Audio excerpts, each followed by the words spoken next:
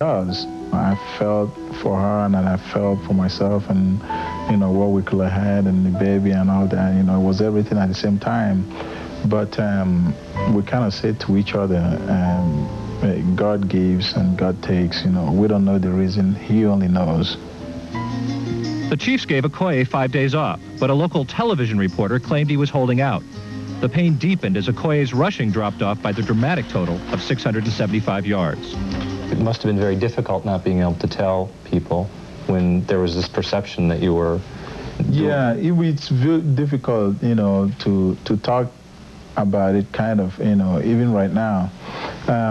Again, the people that were saying what they were saying, they weren't sure, when they were saying all those things, so I can't fully blame them, but they're human beings. When somebody says something, at least, if you don't know, you are kind of try to understand or something. I try very, very hard not to let it, interfere with my football, with my game. But I have to say, somewhere, somehow it did, and I'm a human being, so I can't avoid it. On August 26th, after a difficult pregnancy, Lauren gave birth 3 weeks early to a 6-pound, 15-ounce girl named Christiana Chinua Okoye. Chinua is Nigerian for God's child. 5 days later, Okoye bruised Atlanta with a 143-yard game in the opener. Clearly, he was once again at peace. It was almost like a dream come true. I think the first cry is it's such a little miracle, and we were just ecstatic. It was exciting, and we were happy, and we had to pinch ourselves and make sure it was real, but she's here, and she's a definite blessing. She's wonderful. She has a Chiefs outfit that she goes to the games with. Yeah. She's gone to a game? Oh, yeah, 3 games. She goes to the games and 7 weeks. She sleeps through the games. That's how she enjoys it. I guess the only thing that was missing a year ago was my first child, who wasn't there. But because of that, a few things changed, the emotions and the happiness and things like that. But this year, having a daughter, it's a blessing. Not that we have forgotten our first child. We haven't forgotten our first child because he is our baby. And it's a blessing to have another one, a healthy one.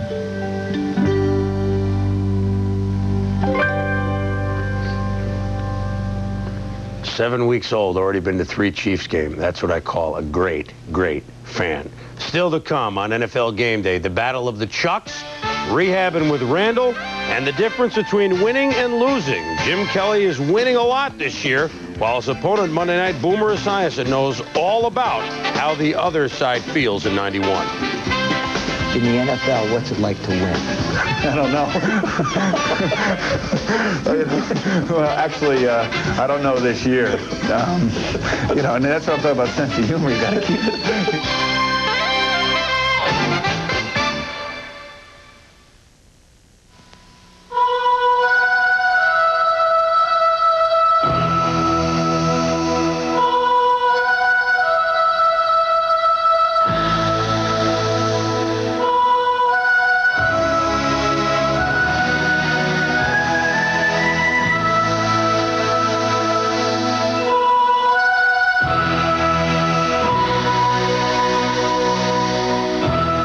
Equipment, a new line of performance footwear.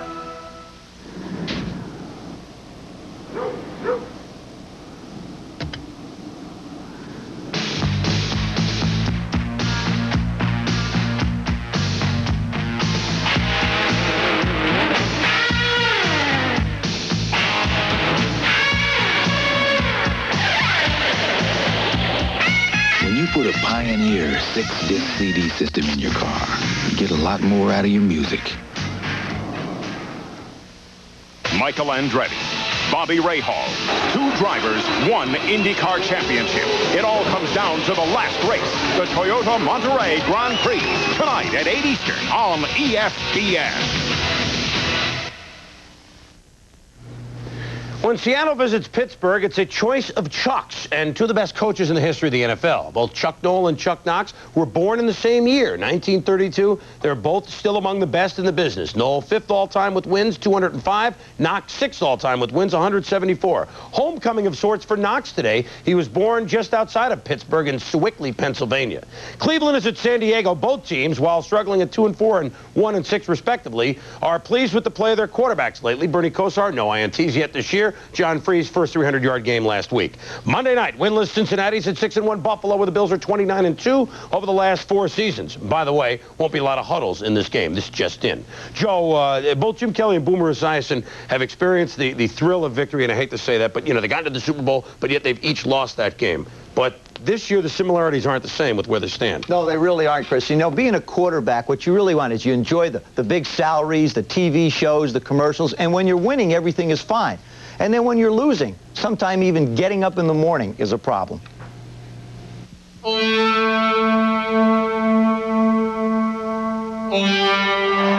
Kelly has struck again with a 34-yard touchdown pass in electrifying fashion. For the most part, it's a very difficult thing to deal with. You die a little bit every time you lose a football game. To get up in the morning means you have to go to sleep the night before, and you find it very difficult to sleep. I mean, you toss and you turn, and you think about a bad ball that you threw, or a bad call that you made, or an interception that you threw. I mean, you know, and it constantly gnaws at you. But when you win, you go and say, heck, on the things we did bad, we won the game. I mean, forget about those things. Hey, we won the football game. You don't think as much. Well, I'm kind of under house arrest. You don't want to go out into public just because, you know, people kind of look at you a little strange. When you win, if you'd want to go out, you really can't because you get bothered so much you're not going to enjoy yourself. And when you lose, you don't want to go out because everybody will be calling you a bum. In the NFL, what's it like to win? It's the greatest feeling in the world because it's something I dreamed about ever since I was a little boy. Just playing in the National Football League, and then when you win, and you win against a team you grew up watching, makes it even that much more special. In the NFL, what's it like to lose? You know, what it's like to lose is it's like losing somebody. It's like, it's almost, it's probably not par with having somebody that you know close to you die or something like that, but, you know, it's almost like that. I mean, it's you die a little bit every time you lose a football game. You know, I can relate to dying and losing football games. In 1984, I'll never forget pulling into a gas station after we lost to the Philadelphia Eagles. It was a full-service station. It was raining outside very hard. I rolled my window down, asked the attendant, would you put some gas in my car? He said, you're Joe Theismann. I said, yes, I am. He said, you lost to the Philadelphia Eagles, didn't you? I said, yes, we did. He said, pump your own gas. I can relate to losing. I know how tough it is for Boomer. So why we towed you in today from 2 miles down the street? Down the street, yeah. Still to come on this edition of Game Day, the Battle of Los Angeles and pumping your own gas. Rehabbing with Randall. All that and more coming up.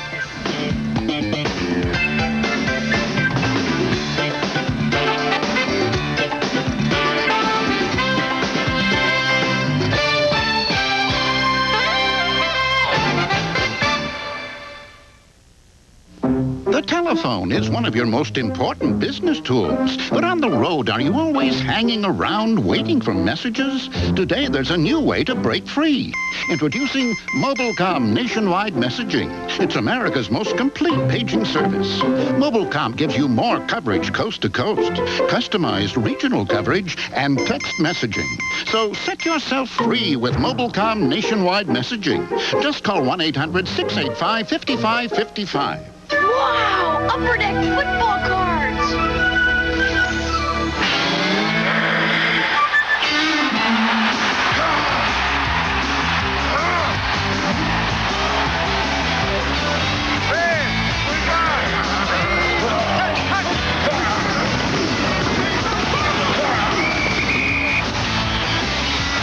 Now find one of my 2,500 personally autographed cards, available only in Upper Deck football foil packs.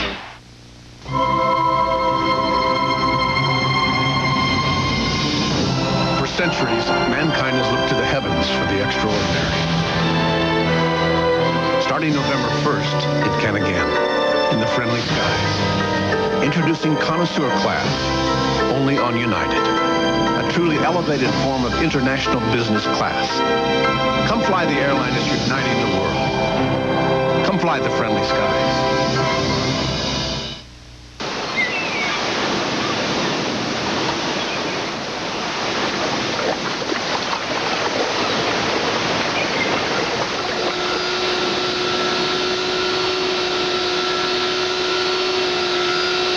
Will our new Lightning blade actually make your job as easy as this? Well, Lightning stays sharp longer, cuts easier than the blade you're using, or your money back. An all-LA battle, the Rams and the Raiders at the Coliseum. Not sold out, by the way. Raiders home for the past 10 years at the Coliseum, but the Rams home from 1946 to 1979. Now, much has been made of Archell's 16-3 record in the Mausoleum, but consider John Robinson's record there, 37-5-1. Including 1-0 as Rams coach there against the Raiders. In New England, Minnesota goes for a rare outdoors win on grass. Rich Gannon, the Vikings quarterback, was originally drafted by New England. Patriots are dead last in total offense, and passing defense. The NFC East, except for Phoenix, is off this week, but that's nothing new for Randall Cunningham. He's been trying to work his way back into playing shape for next year ever since a knee injury felled him in the first minute of the second quarter of action this year. Randall has made things look easy on the field before. But as Andrew Kramer found out, this is a different field. I heard it pop, and all I could think of was who did that. I would normally try to jog off regardless to what the injury is. This is the first time since 1972 that I won't be able to play a season.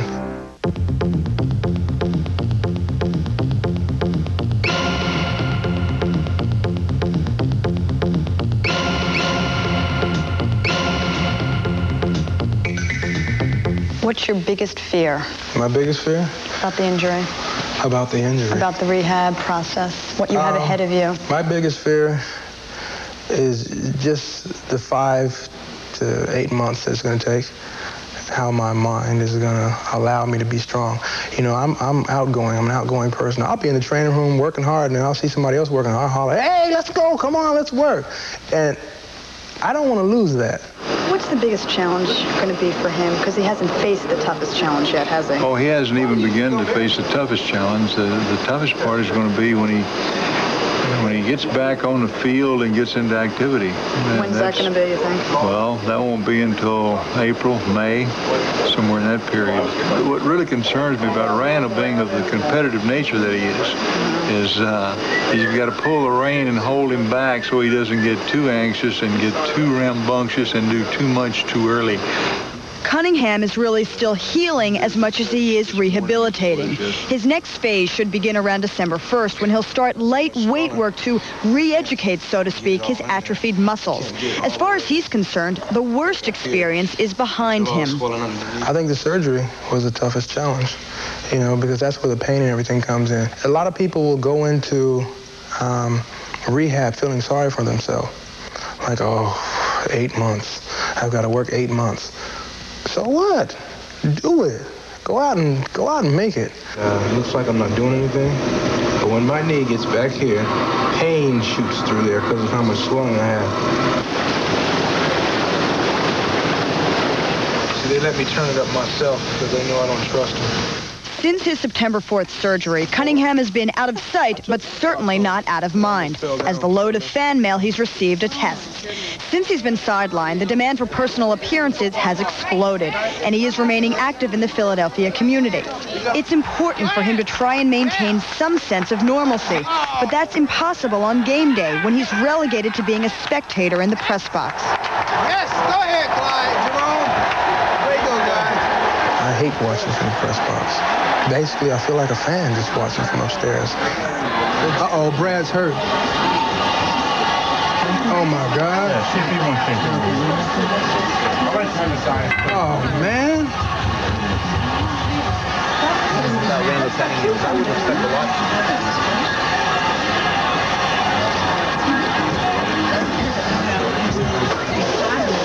A lot of times when a player's injured, they say he has sort of a feeling of estrangement, feeling that he's an outsider from the team. Do you feel that? Yes, I do.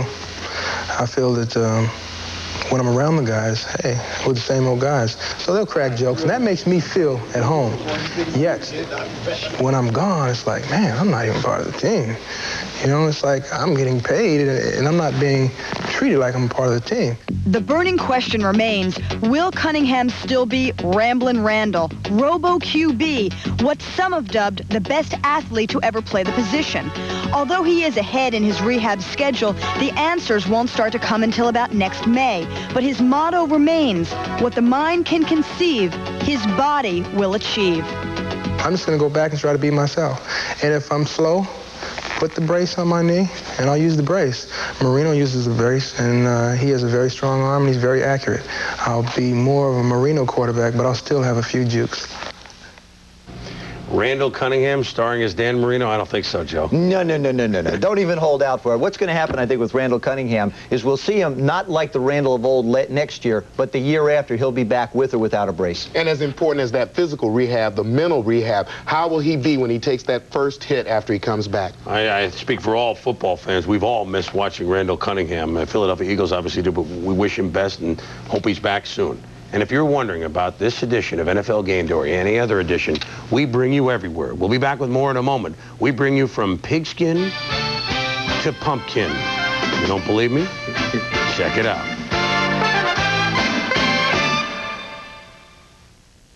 Here's an important announcement from Nordic Track. If your personal health and fitness are important to you, you've probably heard about Nordic Track, but thought it was too expensive. Not true. For just $2.99, you can have this Nordic Track 202 in your home. The exercise is as easy as walking, and it provides a superior total body aerobic workout. Our patented flywheel and one-way clutch provide non-jarring motion that's gentle on your knees and back. And our patented upper body exerciser provides excellent toning and conditioning for your upper body. So you'll get the same great workout that's earned Nordic Track's reputation as the world's best aerobic exerciser. Plus, if you call now, you'll get this electronics package free. It's a $69 value. Remember, you can't afford a Nordic Track. Don't settle for less than the best. Call now for a 30-day in-home trial. At just $2.99, it's easy and affordable. So get on track with the world's best aerobic exerciser, Nordic Track. Wow. There are 100 reasons why college football fans will enjoy these two ESPN home videos. But for the sake of time, here's 5 of them.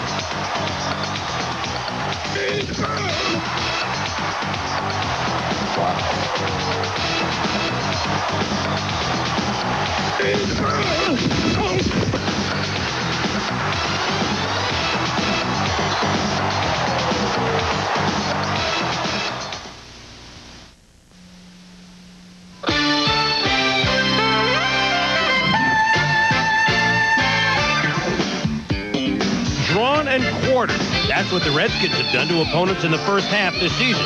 Not only is there 45 points scored in the first quarter, the most in the NFL, but their 89 points in the second quarter also tops the league. Holding Buffalo down in the first half, like the Bears did in Week 5, rarely means success for the whole game. The Bills lead the NFL in third quarter points, 51, as well as fourth quarter points with 70. If you set the tone for football in the first quarter, then lock it up in the fourth, then the New Orleans Saints have followed that blueprint to the letter. The Saints' D is the stingiest in the first quarter, allowing nary a point, and in the fourth, they've allowed just 7.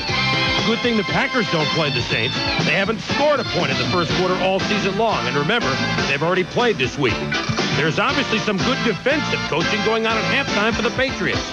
They've allowed a mere field goal in the third quarter all year. The problem is, their offense has also tallied just 3 points total in the third quarter. The Colts have been blanked in the third quarter all season long, and it gets worse. Not only are their 17 second-half points the worst in the NFL, so are their 98 second-half points allowed. No wonder they're 0 for the season.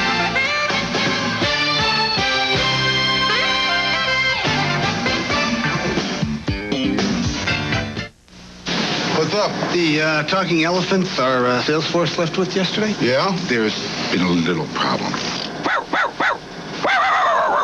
Do we have any that speak elephant? Mm-hmm. Who's going to get them to all of our salesmen? One company offers 1030 delivery to more places than anyone and treats them all with mammoth importance. Presenting Hugo, the talking elephant. Federal Express, our most important package, is yours. How do you get comfortable? I wear Comfort-Tex shoes by Flourishine. I'll tell you, they're the most comfortable shoes I've ever worn. Try a pair for 30 days. If you don't agree, you'll get your money back. Get Comfort-Tex by Flourishine and get comfortable. A company can learn a lot in 125 years. As you learn, you make your product better and better. 125 years of quality. That's why people who know use Valvoline.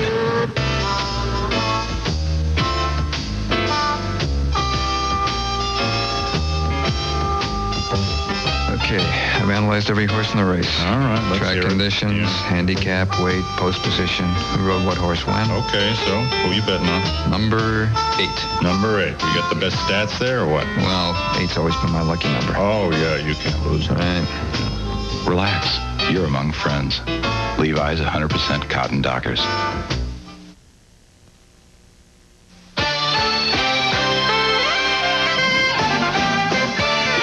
NFL Game Day has been brought to you by Federal Express. All around the world, our most important package is yours. Hope you've enjoyed this edition of NFL Game Day. We told you at the beginning there was a question at starting quarterback for the New Orleans Saints. It will be Steve Walsh for the injured Bobby Hebert for the Saints at quarterback at home against the Tampa Bay Buccaneers. We'll see you for an hour edition of Primetime tonight from 7 to 8 Eastern Time. Sports Center following because the World Series is later. Hey, we're going to give you bonus coverage of the World Series midnight Eastern Time. Next week, NFL football on Sunday night on ESPN. As big a game as we've ever had. The Redskins at the Giants at 7:30 Eastern Time. Joe, you'll be off doing that. Mike Patrick, Freddie Godelli, and the guys, we wish you the best of luck for the season. Thank you very much. We appreciate it. We're looking forward to it. But I'm not going to be too far. If you look over your right shoulder, I'll be there. You get to be Kazoo again, huh? That's right. Thanks for watching Game Day. For Joe Theismann and Tom Jackson and Chris Mortensen, I'm Chris Berman. See ya.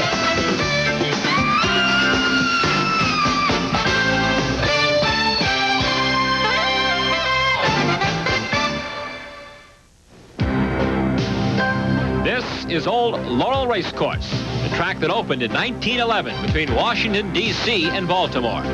Through the efforts of John D. Shapiro, Laurel's president in the 1950s through the 1970s, this track would become the birthplace of international turf racing. The inaugural running was 1952. Thoroughbreds started flying in from around the world: Europe, Asia, South America, Russia, and Australia. In 1991, we celebrate this event's 40th renewal. Now the Budweiser International. It's the race that set the international racing standards.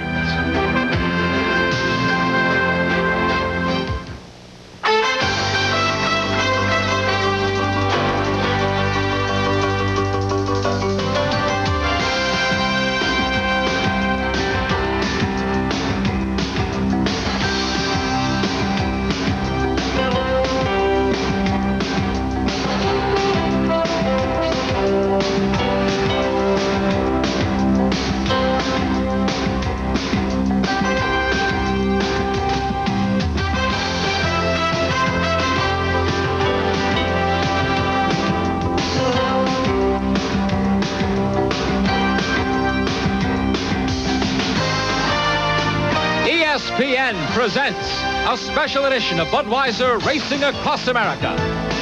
Racing to the Breeders' Cup. Brought to you by Budweiser. Nothing beats the excitement of horse racing, and nothing beats a Bud. By Racing Times. There's more to racing than just the form. And by Keeneland, source of the classic horse. Stay tuned next for the Budweiser International from Laurel Race Course in Maryland.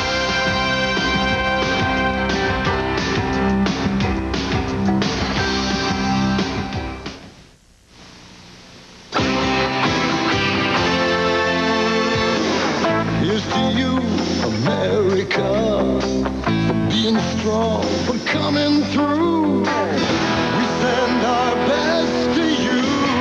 Nothing beats our best, Budweiser. Nothing beats a Bud. And we'll coast and cheer with the king of beers. Nothing beats a Bud.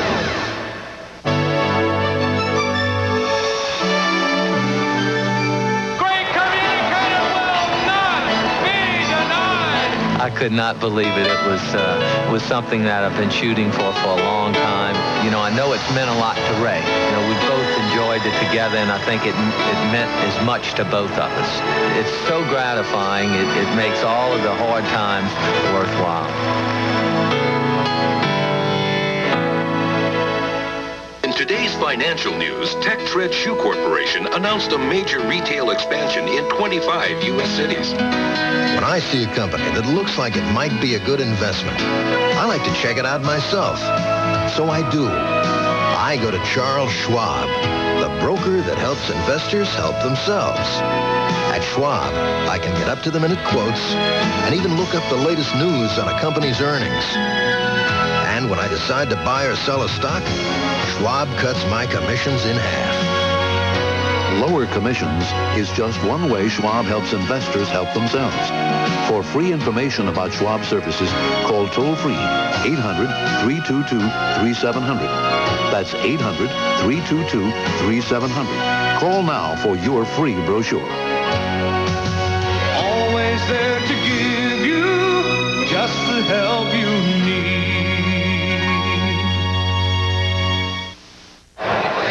The International Turf Stars of Racing have once again gathered here at Laurel Race Course in Maryland.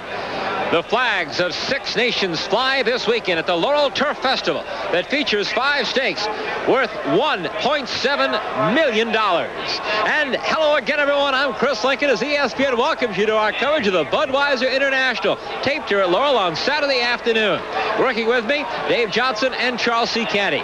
The International certainly is the showpiece of this Laurel Turf Festival, but over the 5 years now of the running of this race, it has had and certainly will have an impact on the Breeders' Cup Championship Series of races. And of course, Breeders' Cup 8 coming up November 2nd at Churchill Downs in Louisville, with their 2 key grass events, the $1 million Breeders' Cup Mile and the $2 million Breeders' Cup Turf.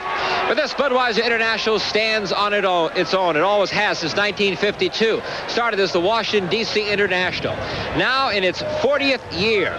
Through the first 39 runnings, the United States holds a very slim lead. 20 wins for the U.S. of A., 19 for the rest of the world. Most of that built on the fact that American horses have won the last 3 runnings. Let's take a look now at our conditions for this year's Budweiser International. It's grade 1, $750,000 in the purse. That's $450,000 guaranteed to the winner. It's for thoroughbreds 3 and up, going 1.25 miles. The weather, it is a cool, very breezy fall afternoon as we go past mid-October here in Maryland. There you see the flags whipping along in the breeze. Heavy rains here on Thursday, though. More than 3 inches of rain fell, leaving our turf course listed today as yielding. Well, besides our international coverage this afternoon, we'll also have highlights for you of a pair of 2-year-old races, the Salima for the fillies and also the Futurity for the colts. That's coming up. Right now, let's meet the field for the international as we go to Dave Johnson and Charles C. Canty.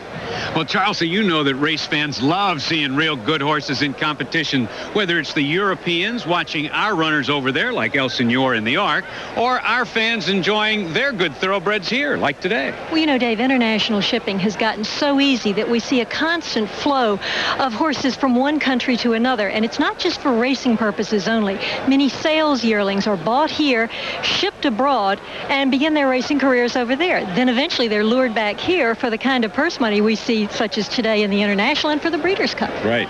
And we have a field of 13 today, 10 of which have run in a country other than the United States. We have an Argentine bred, a Canadian bred, and 5 horses who are raced in France. So it's an interesting combination. And defending our American team, we have the likes of last year's Arlington Million winner, Golden Pheasant. We've got Solar Splendor, who's won back-to-back grade 1s. And we've got 4 Stars All-Star, who became the first American horse ever to win a European Classic this spring when he went to the Curragh and won the Irish 2000 Guineas. Well, let's see who he has to face in this 40th running of the International. Here's the field. Sillery with Corey Black drew the rail, 8-1 for this Kentucky bred who's been racing in France. Thaqib with Jerry Bailey at 20-1. Golden Pheasant starts at 5 with Chris McCarron. And Rebuff, a Maryland bred horse with Calixto Juarez, starts at 30-1. Then we have a pair of French contenders next. 3-year-old Fortune's Wheel gets an American rider in Richard Migliori, as does Goofalik. He'll have Angel Cordero up. The Argentine-bred Al Hanib gets a new rider in Lafitte Penkai. They're at 4-1. And look for speed from the Canadian representative, Carmani. He's a long shot. Now, number 9, Jolie's Halo has been scratched. Super May with Corey Nakatani, 15-1. Miss Alleged is at 15-1 with Eric Legree. And there's our favorite Solar Splendor at 126 pounds in this weight for age event. Regular rider William McCauley, known as Herbie. 4 Stars All-Star is next with his regular rider, Mike Smith. And Liriva is a filly from France, a 4-year-old. She gets 3 pounds. You know, Charlie, when I saw the entries and I saw Jolie's Halo on the grass, I really liked him because he was so speedy on the dirt earlier this year when he won those Grade 1 events in Florida. And then he ran a real good race on the turf up at Saratoga, but things just weren't right for him today. Maybe it started with you liking him, Dave, but he's had a bad go of it. First of all, his rider, Craig Perrette, hurt his back and wasn't able to ride in the Meadowlands Cup on Friday night, so Bobby Kamak was scrambling for a rider, and then he figured the turf course really was a little soft for him. It wasn't going to suit his style, so they decided to scratch. And we'll see Jolie's Halo, I'm sure, in the entries in another race real soon. Right, Chris? Looking forward to it, Dave, and we have quite a breakdown in the Ashley. 6 from the USA, 5 from France, 1 from Argentina, 1 from Canada. And celebrities from all over the world, including the world of baseball. Steve and Candace Garvey here at the International. Ride with the legendary jockey Bill Shoemaker through one of sport's most remarkable careers as ESPN Home Video presents Nice Guys Finish First, the Bill Shoemaker story. Call 1-800-932-1400 to order for just $20.